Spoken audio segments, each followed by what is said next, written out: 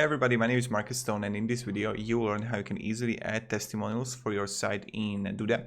So let's start. First, what you want to do is just be in Duda editor, and then you're gonna see it here add section. Click on it, and then you're gonna see like testimonials right here, and you want to choose which one you actually like. So you can go with this one here, with this one here, or like even this one, the bigger one.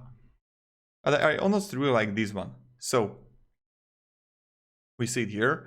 Let's just click save now. And now when we have it, you can see that we got like 4 columns here.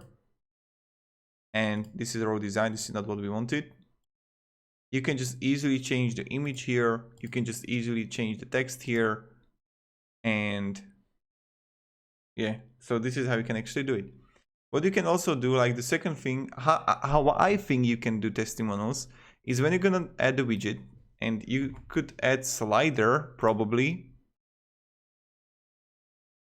like here, but this is not okay. You can make in Photoshop images with recommendations, with testimonials, and add them as a slider, and add them unlimited so people can just scroll it, you know.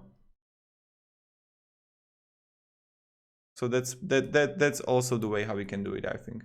If you want to more than 4, or just you can also copy this one here, and that's also